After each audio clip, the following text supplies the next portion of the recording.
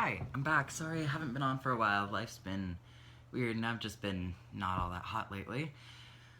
Oh boy, have I got a story for you. So, first off, let me just pull this out. Oh shit, hold on. Guess who's engaged? This nerd. I proposed about a month ago, and I'm at my grandmother's right now. Actually, I came on a 10-hour road trip with my mom to my grandmother's, which is why the change in scenery. My grandma's actually got almost head height level things for me to put it on and a couch for me to sit on, so I don't have to like stack pillow on top of pillow and then laptop and my phone positioned on that laptop on my bed. That it makes things a lot easier. But while I was here and my grandma knows I'm engaged, she gave me this Claddagh ring. Claddagh. It's spelled like Claddagh, like with a GH on the end, but it's apparently silent. Because I've learned, and you wear it different ways to basically like show your relationship status. So this means you're single, right? This means you're in a relationship. This means you're engaged. And this means you're married. So now I know what ring I'm gonna wear for my engagement and marriage, and it fits me perfectly. So it's like, well, if that isn't supposed to be a thing, then punch me in the face. And look who's not punched. So, it's pretty good. But oh my gosh. So, we went to lunch with some family members, right? And it was a cousin that I hadn't talked to for the longest time. We hung out so much when we were kids. We went camping with my grandparents. We had a blast. And she's like got a kid now and she's expecting. And I'm just like, wow. But then, like my auntie, she was like, so how are you? And I'm like, great. And I just like raised my hand and she's like, oh. And I'm just like, yeah.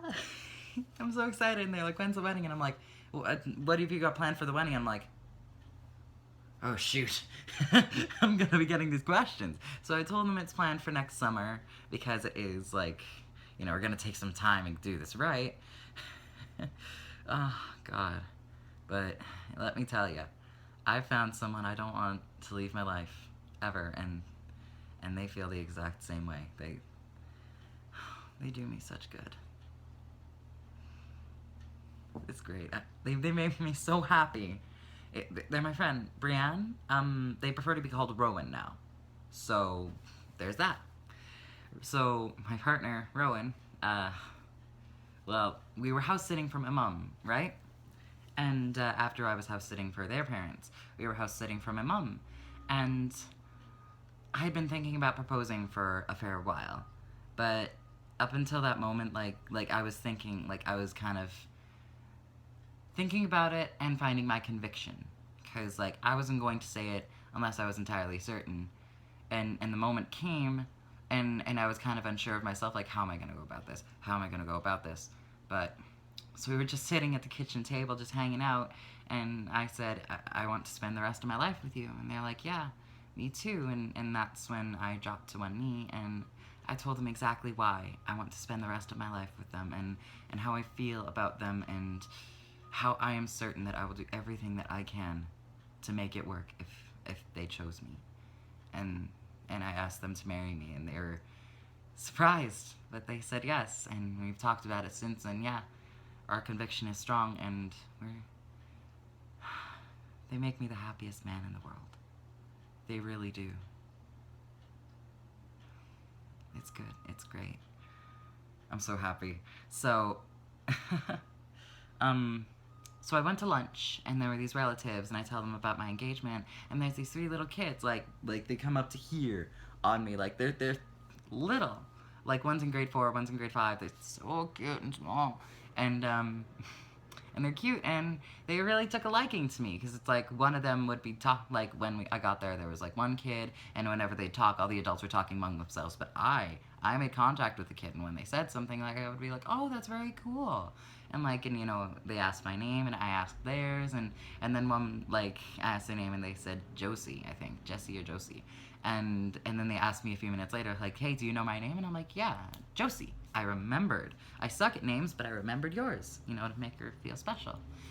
I really do suck at names though, so I was just like when she told me her name, I'm like, okay, I've got to remember this. 'Cause it's like, if you don't want a kid to feel forgotten, you don't want them to feel like they don't matter, because they're a kid. Of course not. So I remembered their name. The other one's name was Liam. And, so after a while, sitting there at McDonald's and eating, one of the kids asks me, like, hey, are you a boy or a girl?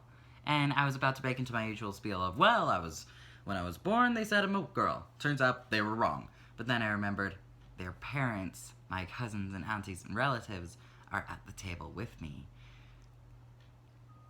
This is Saskatchewan. This is North Battleford. I wasn't gonna start that shitstorm. I wasn't gonna educate I wasn't gonna go all teacher on them. That was risky. It was risky, and I didn't know how it would turn out, and I didn't want to turn a nice visit into a shitstorm. I wasn't prepared for something like that. So I just, I was like, what do you think? And the little boy said, like, I think you're a girl. And I'm like, you'd be surprised. And I winked, and he seemed a little perplexed, and I looked towards my mom and kind of like, got back to what I was doing. And then they asked me a little bit later, and there were like two of the kids sitting at their own table, so I'm like, you know what? I'm gonna educate. So I go over to their table, I kind of, like, I squat by their table, and I explain to them, well, when I was born, they said it's a girl, but my heart tells me I'm a boy. So I listened to my heart. And the little boy, Liam, he seemed a little bit perplexed, but it's like the kids were like looking at me, and they're like, yeah. And there was another little girl, and she's like, wait, what? And I'm like, and I explained it to them again, and I'm like, do you understand? And they're like, yeah. And they're like, so you can see how I'm listening to my heart, and I'm a boy. And they're like, yeah, I get it. And then little girl runs off, comes back, and she says, girls can be boys. And I'm like, yes, girls can be boys, and I'm one of them. It's simple as that. Like, and after they'd asked the first question, I was like, well, I was explaining, like, I forget exactly what I said, because I'd had an anxiety attack just before, so it was like my brain's a bit fuzzy like, and I'd asked them, like, to kind of deflect from my gender. I'd ask them, like, well, what are you? And like a little girl said, I'm a girl. And I'm like, way to go, and high five a little boy. And I asked, what are you? And they're like, I'm a boy. I'm a girl. And I'm like, way to go, yeah, way to go, that's you. Like, just asking them and high-fiving them and affirming that, and then kind of deflect it from me. But then I finally explained, and it was simple as that. And they were like, I thought you were a girl because you have a ring. And I'm like, no, I have this ring on because I have someone that I love very much, and I'm engaged to them. I wear this ring to show the world how much I love them, and to show the world I'm going to be with them forever. That's why I'm wearing this ring, not because I'm a girl. And like, and the little girls, they came to the adult table, and they said, well, I'm a girl because I have long hair. And I'm like, I have a lot of hair. And I'm like, so if you lost all your hair, would you stop being a girl? And one of the girls was like, yes. And then another girl was like, no. And like the girl went, like, yes. Was like, wait.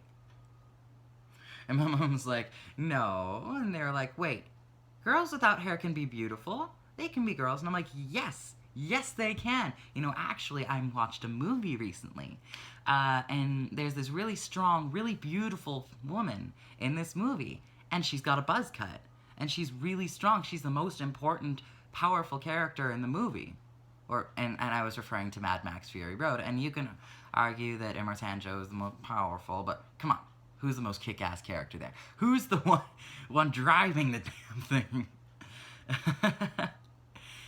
And simple as that. Just simple gender education. And my grandma's a bit more black and white. She's 75. I'm not gonna push her to learn anything different. I'm not gonna push her to change her views. She's still calling me she, and she still calls me Becca. Sometimes she calls me back, and I'm like, Little Wayne in my heart.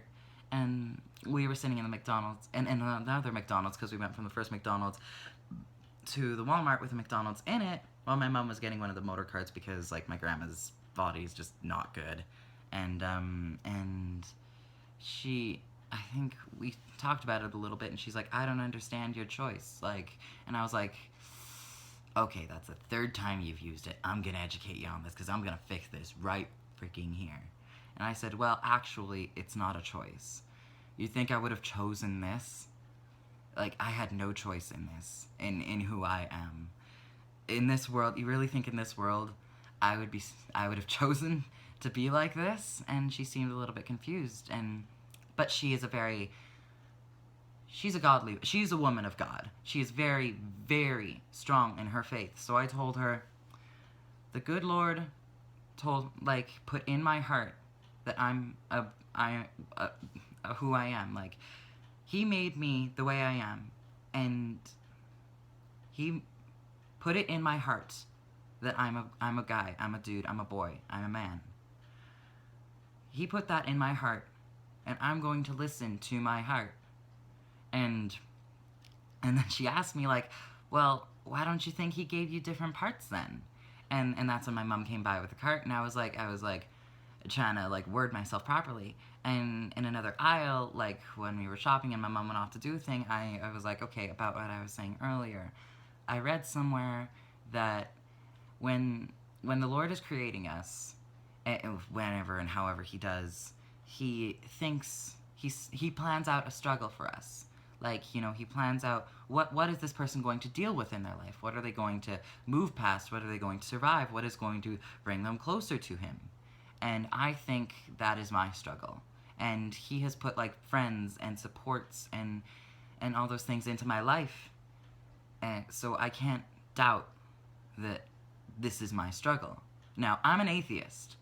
Like, I grew up Christian, but I cannot believe in that God. I just, too many plot holes, too many details that I can't overlook or that I get hung up on, and it's like, no, this doesn't measure up. It's like, I can't reconcile in my heart that God would love me and that a God would plan out the life that I've had for me, because if that is true, I can't be behind a God like that, because I've seen a fair bit of hardship. Like, I think that we're all just atoms doing their thing. Like, and if that's not your way of thinking, okay. The way I think comforts me, because I think I'm just a cluster of atoms hurtling through the universe. I'm doing the best that I can. I think that human life is what takes place in the spaces between spaces. Like, you know, atoms. Like, there's atom and atom. They're not against each other. There's space between all matter. Like, we're not solid. We're not actually solid. There's not atom, atom, atom, atom, atom, atom. Like, it's not solid. There's spaces between the atoms. There's spaces between planets and between galaxies. I think life is what happens between those spaces. I think who we are takes place, obviously, within our flesh prisons, within our bodies, but what is alive is, and what our spirit is what happens between those spaces. What a person is, what we feel, who we are, just moves through the universe, moves through those spaces, and eventually the life that's in my body will leave my body and go into the universe and just do whatever. Maybe it'll go into another body, reincarnation, maybe it'll just fizzle out. Maybe there's an afterlife, but that's the way I look at it, and that's what comforts me. And the good Lord comforts my grandmother. I'm not gonna take that. I'm not gonna be an arse and take that away from her. She's close enough to death, and she looks forward to meeting her creator. Like, not like I'm ready to die, but like as in, when her time comes, she won't be afraid. And I used, you know, God to explain to her how I have no choice in who I am. It's like he put that in my heart, who I am, and I'm not going to ignore who I am. I had no choice in who I am and who I love, and I'm just living the way that I do, and having done what I've done is what makes me comfortable and safe and happy, and that's what started the conversation. It's what makes me comfortable. Like being called they and being called Rowan is what makes them comfortable. It's what makes them happy. It's what feels right. I'm not gonna fight against that. That's them. That's who they are. I don't know who they are better than they do. And they're still figuring it out, and that's okay. If things change, if I change, if anyone changes, that's what we do. But I know who I am, and I'm pretty sure I know who I'm going to be. Like, I'm pretty sure it's not gonna change. It's been a concrete part of who I am for a very long time, and I got a feeling it's not going anywhere anytime soon. And I'll listen to my heart when it comes to who I am. And the funny thing is, when I explained that to children, they understood. And it just baffles me that parents still have the audacity to say, well, how am I going to explain homosexuals to my kids? How am I going to explain the trans people to my kids? Tell them the truth. Their heart tells them who they love. Their heart tells them who they are. And they listen to their heart. And they are honest and they are true to who they are. They live their life in a way that makes them happy. They live their heart life in a way that follows their heart and in a way that feels right for them. Simple as that. And the children had no questions. It was just straightforward. They got it. I educated 3 children on what being trans is like. And I can guarantee you, if I tried to explain it to their parents, I wouldn't have gotten through to them. But it gives me hope. Because those 3 little kids, I don't know if they'll remember, I don't know if they'll forget, but at least they had a chance to learn. And at least they have a bit slightly wider view of the world than they did before. They had a chance to learn, and that's something that a lot of adults nowadays didn't get. Was while their minds are still wide open, before they closed it up into what they think the world is, they got a bit of exposure to something different. And I'm glad I could do that. I'm happy whenever I can educate, because like my grandma was mistaken in that it's a choice, because they say, well, you chose to be a homosexual, you choose to be a man. No, I just chose to stop living a lie. I chose to stop pretending I'm something I'm not.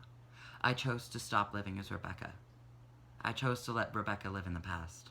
Because I'm not Rebecca. I'm Beck. I am a man. I love my partner. I love my fiancé. I am a good friend, and I am a caring, loving person.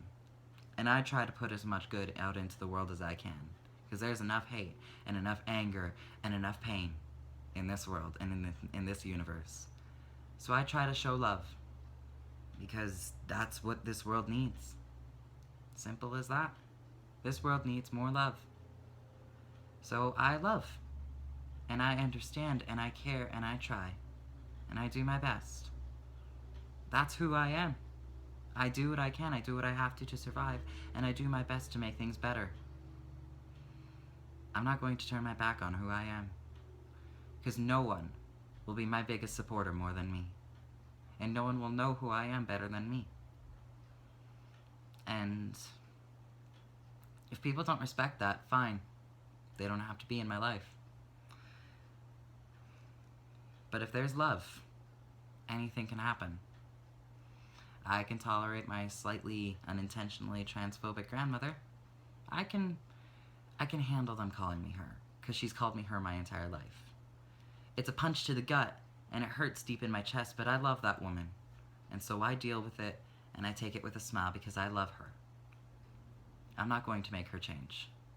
And I hope that she doesn't secretly hope that I change back into what I used to be or something. Like, I really hope that's not what she's hoping for. I hope someday she may understand more than she does now.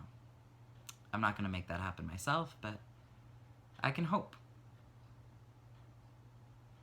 But, you know, if it doesn't, I love her anyway. I love her as she is. I love her for who she is and what she is, and I can deal. Hell of a road trip, though, and you would not believe. I saw 2 pro-life signs coming out here. Wow. Feels like I'm in the boonies. Kinda is. And I was nervous going into the men's washroom in Walmart today. I turned to my mom and like I've told her how I ask like based on how I'm dressed and how I look like and I asked her which bathroom do you think I'm safer in, and she's like, you can go in whichever here, but I'll be out here just in case. And like and that made me feel better, so I ran to the bathroom because I had to pee and had no issues. I just like there was a dude washing his hands and I just beeline for the single toilet. Like, why don't men's rooms have more toilets? What if more than one dude has like, why? Sounds like an intentional design flaw for me. Like, they talk about women's bathrooms having lineups, so what about dudes? I'm surprised that doesn't happen more often. I don't know. Weird weekend. Hell of a teaching experience. And I'm realizing I can, I can do it. I can teach. And some people, sometimes it falls on deaf ears that don't understand, and sometimes it's amazingly accepted. And that is something else. It is something else being able to teach kids, because they haven't learned to hate yet. And they haven't closed their eyes and closed their ears and closed their hearts. It does my heart good knowing that there are still people in this world like that, even if they're only children. And some days I secretly hope that children never close their hearts. Because that's what happens when you grow up. You end up closing your heart off to anything that you didn't already know. I do my best to keep my heart open. And someday I hope that more people have their hearts open than they do closed. I think it'll be a better world when that happens. And I look forward to making that world better. So I keep my heart open and I teach people. It's all I can do, so I do it. That's not so bad, is it? I don't think it's bad at all. I'm probably gonna have to go. This video's already very long. It's gonna take forever to upload, but figured I'd tell you what happened for me today and yesterday. And life is okay. Some days are still hard. Some days I can't get out of bed, but you know what? The good times that come are getting better and better. And it's becoming slightly more worth it to suffer the bad times. As long as I keep surviving the bad times, I get more good times. And I have so much to look forward to now. I'm not gonna say it's easier to survive, but I tell you, it's more worth it when the good times come. We need the darkness to see the light. And the light is getting brighter. And I'm happy now. My life makes me happy. And I'm sure there's a lot of people in this world who wish they could say that, or who would be happy to hear that. And this world will get better. Slowly, but it will. I'm just waiting, and I'm doing my best. Everyone, that's all we can do. So keep going, keep waiting, and keep doing your best. I'll try to talk more frequently. I say that every time, and I'll try. I can only promise to try, but I'm not gonna go silent forever. I can promise you that. Alright. Talk to you later. Bye.